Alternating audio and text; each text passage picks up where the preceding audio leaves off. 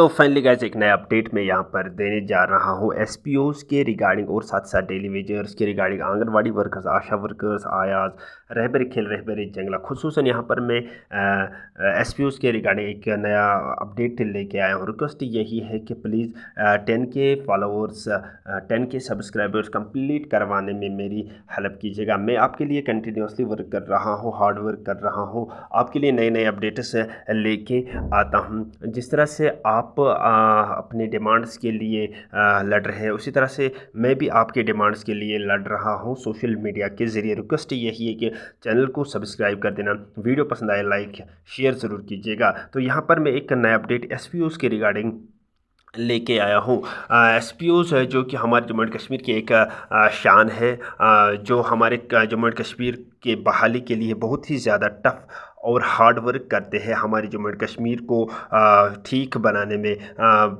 हर मुमकिन कोशिश कर रहे हैं हमारे जम्मू एंड कश्मीर के एसपीओज़। जिस तरह से बाकी यूट्यूब्स में अगर हम बात करेंगे, एसपीओज़ को एक अच्छी खासी सैलरी मिल रही है और इनको भी पक्का किया जाना चाहिए ताकि ये भी अपनी ज़िंदगी आराम से गुजार पाएंगे और साथ ही साथ हमारे कश्मीर का भविष्य संभालेंगे।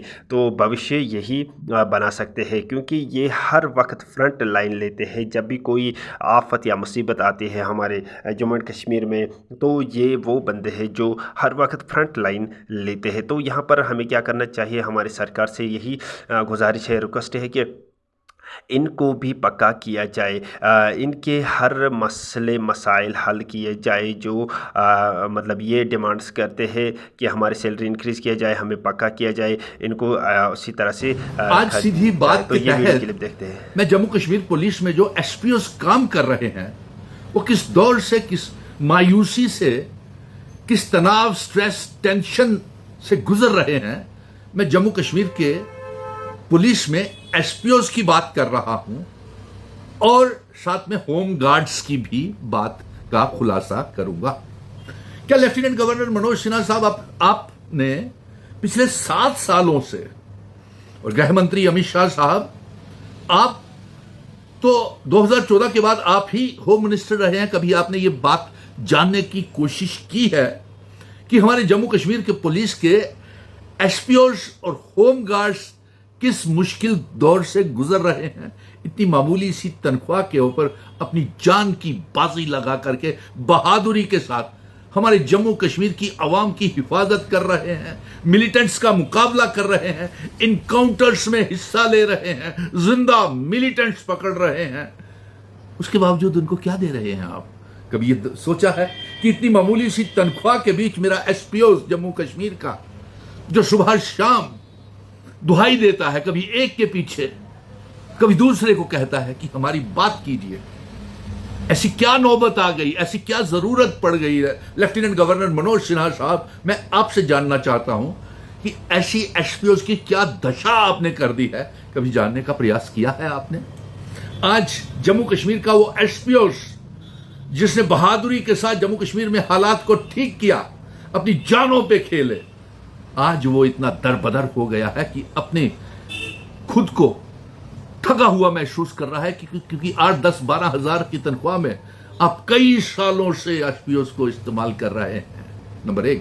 नंबर 2, उनकी तनख्वाहें नहीं बढ़ा रहे। नंबर 3, उनके लिए कोई जॉब पॉलिसी नहीं। नंबर 4, एसपीओस ही रिटायर हो रहे हैं और उनका ये कहना है कि वो आज कर्जदार हो गया है। एसपीओ वो अपने बच्चों को पढ़ाने के लिए, पहले तालीम देने के लिए पूरी इतना पैसा नहीं है, और बूढ़े माँ बाप का इलाज कराने के लिए उसके पास पैसा नहीं है, खुद का इलाज कराने के लिए उसके पास पैसा नहीं है। कई एसपीओज खुद कैंसर, हार्ट मरीज हैं, अलग अलग बड़ी बीमारियों के शिकार हो गए आपकी सेवा करते हुए, मिलिटेंट्स का मुकाबला करते हुए। और आज एसपीओज ये कह रहे हैं कि हम अपने बच्चों को किस तरीके से शादी करें। नंबर 1, कैसे बेटियों की शादियां करें, कैसे बच्चों की शादियां करवाएं, कैसे कई एसपीओज और कई एसपीओज लड़कियां और लड़के ये कह रहे हैं कि हमें कोई लड़का या लड़की देने के लिए तैयार नहीं है, शादियां नहीं बन रही, घर टूट रहे हैं। उनका ये कहना है कि इनकी तनख्वाहें बहुत कम हैं, इसलिए वो हो नहीं रही, शादियां बन नहीं रही। और आज वो अपने बच्चों को भी शादियां नहीं करवा पा रहे। बूढ़े माँ बाप का इलाज तक नहीं करवा पा रहे। कई बूढ़े माँ बाप हार्ट मरीज है, कैंसर मरीज है, किडनी की प्रॉब्लम है, हार्ट की प्रॉब्लम है, इस्तेमा की प्रॉब्लम है, आंतों के मरीज है। ना वो खुद का इलाज करवा पा रहे हैं, ना दवा दारू अपने माँ बाप की करवा पा रहे हैं, ना बच्चों का इलाज करवा पा रहे हैं, ना बच्चों की तालीम दे पा रहे हैं, ना बच्चों को पढ़ा पा रहे हैं, ना बच्चों की शादियां भी नहीं करवा पा रहे। वो मामूली सा एसपीओज जिसको आपने इतना लाचार कर दिया। मेरी ये मांग है तमाम एसपीओज अपनी अपनी जो मांगे हैं कमेंट बॉक्स में जरूर कमेंट करें और इसको शेयर करें, ताकि लेफ्टिनेंट गवर्नर मनोज सिन्हा साहब और होम मिनिस्टर अमित शाह साहब तक आपकी बात जो है ये खुद पहुंचे। मैं ये बात कहना नहीं चाहता था, लेकिन अफसोस आज फॉलोअर्स को आपने, जिन्होंने जिंदा मिलिटेंट्स पकड़े, आईटीआई कॉलेज, स्पोर्ट्स कोटा कितने भर्ती किए आपने, कितने रेगुलराइज किए। एसपीओ ही रिटायर हो जाएंगे, वो घर क्या लेकर के जाएंगे। आज एसपीओ एक ओवर एज हो गया, आपको आपकी खिदमत करते हुए, जम्मू कश्मीर पुलिस की खिदमत करते हुए आज उनकी फाइलें पूरी कंप्लीट बनी हुई पुलिस के डिपार्टमेंट्स में पड़ी हुई है, लेकिन कोई गौर ही नहीं कर रहा, उनको पक्का ही नहीं कर पा। कभी आपने पूछा कि एसपीओ किस दिशा से काम कर रहे हैं? एलजी मनोज सिन्हा साहब, ये आपकी जिम्मेवारी थी। 2700 रुपए में होमगार्ड्स काम कर रहे हैं, कभी आपने पूछा?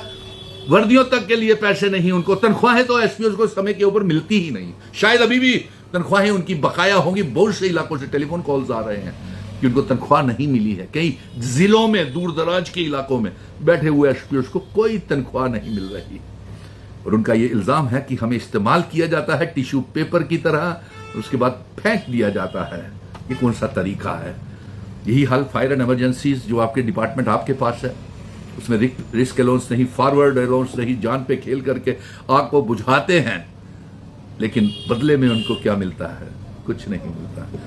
जम्मू कश्मीर की पुलिस को भी रिस्क अलाउंस और भी बहुत से अलाउंसेस चाहिए, लेकिन समझ में नहीं आता कि होम डिपार्टमेंट एलजी साहब के पास होने के बावजूद भी इंसाफ क्यों नहीं मिल रहा।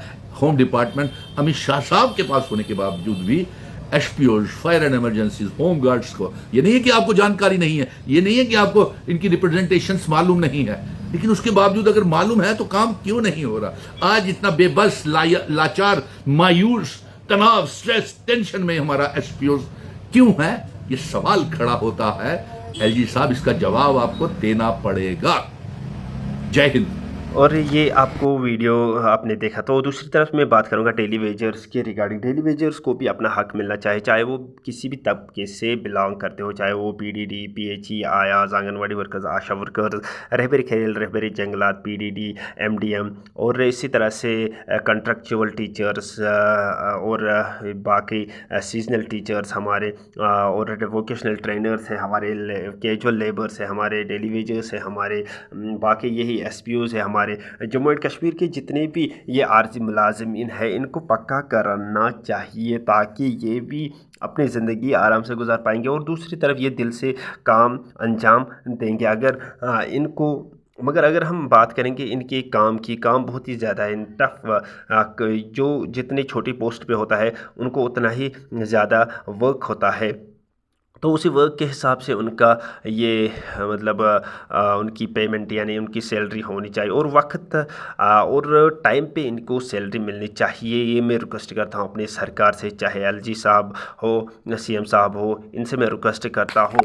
तो इनकी सैलरी बाज़ाब्ता तौर पर टाइम पर मिलनी चाहिए और मुनासिब तौर पे इनकी सैलरी इंक्रीज़ होनी चाहिए। और बाकी डिमांड्स जो इनकी है, जैसे कि पक्के करना और साथ ही साथ बाकी डिमांड्स हैं इनके, वो जेन्युइन डिमांड्स हैं।